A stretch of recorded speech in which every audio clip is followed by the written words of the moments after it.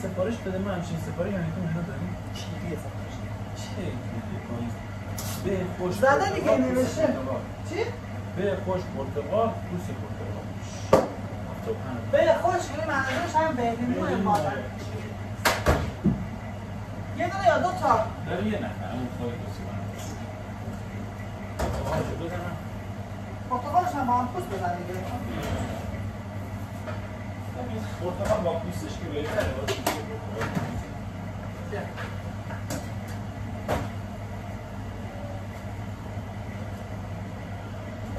چالش 100 روز بلاگ، خب 100 روز بلاگ روزانه با من تا به درآمدزایی یوتیوب. آره 100 روز پشت سر هم دیگه میخوام بلاگ بزنم. دو تا شتا امروز گذاشتم، این یکی که دارم میزنم فرده 100 روز میشه 3 ماه و نیم. مثل الان نگاه الان گذاشتم که دیگه الان چی یوتیوب خورم الان؟ گذاشت یوتیوب؟ خیلی خلاص شیری تو معرکه می‌ذاری یه بخوری؟ 1000 خورده این آخرین ویدیویی که گذاشتم یه خورده. چه؟ آره من چی می‌دونی؟ بلاگ هرچی بلاگ میدونی چیه؟ آیا که فیلم کوتاه 10 ثانیه می‌زنی؟ نه 10 ثانیه که نه، بعد حداقل 4-5 دقیقه باشه. ببینم بلاگ اونجا دوباره میگم این هم چیه؟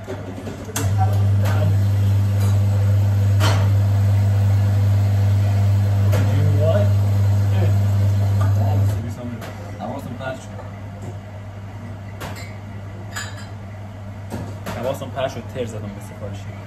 چه خوبه.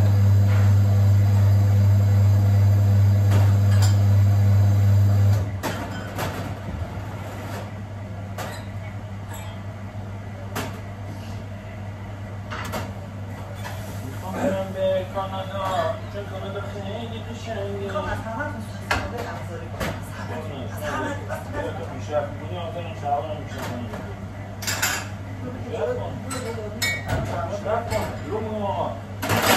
یوتیوب منو بلاگ میکنه. واقعا حامد چقدر خوشبخته، خوش شانسی که همچین رفیق خوش تیپی داره. صداش من همه رو بعدا چیز میکنم. چی؟ ماش میکنی؟ ها چون روش قراره که موزیک بیاد.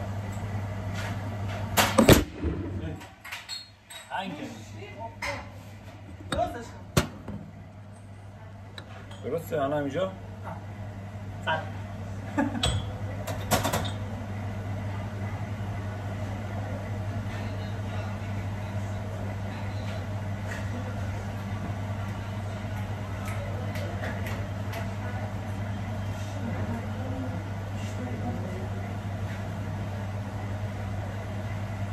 پیش کنیم اومدی چیه؟ برم ببینم چیه؟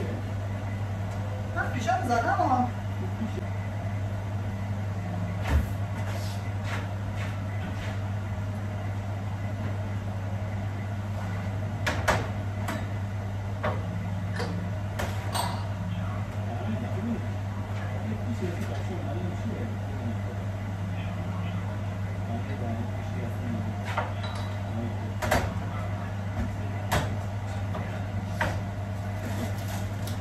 خب و این بود قصه و داستان ما. اگه دوست داری من داشته باشی لطفا منو لایک هم کن، سابسکرایب هم کن و ازم حمایت کن و من داشته باش. خدافظ.